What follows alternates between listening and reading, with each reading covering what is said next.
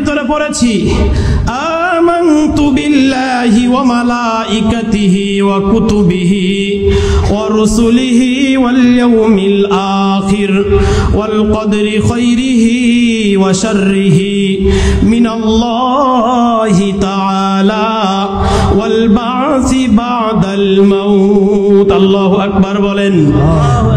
আমরা ঈমান আনয়ন করলাম কার প্রতি?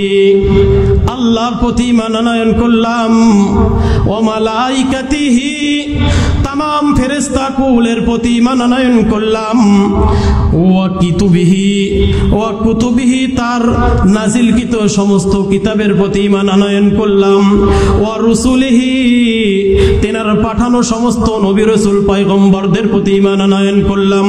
ওয়াল ইয়াউমিল আখির, মহান বিচার দিবসের প্রতি ঈমান আনয়ন করলাম।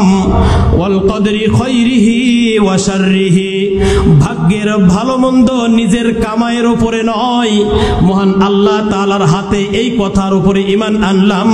ওয়াল বা'সি বা'দাল মাউত, মরণের পরে পুনরায় আমাদেরকে জীবিত করা হবে, এই কথার উপরে ঈমান আনয়ন করলাম।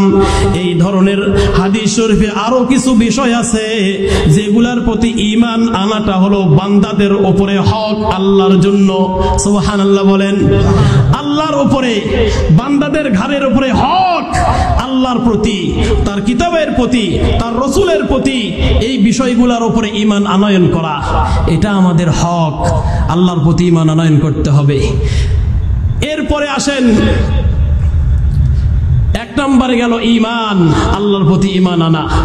দ্বিতীয় নাম্বার হলো নেক আমল করা। দ্বিতীয় নাম্বার কি? নেক আমল করা। আল্লাহ রাব্বুল আলামিন ডাক দিয়ে বলতেছেন, ইন্না সলাতি ওয়া নুসুকি ওয়া মাহইয়ায়া ওয়া মামাতি লিল্লাহি রাব্বিল আলামিন। আল্লাহু আকবার বলেন। নিশ্চয় ও আমার বান্দা,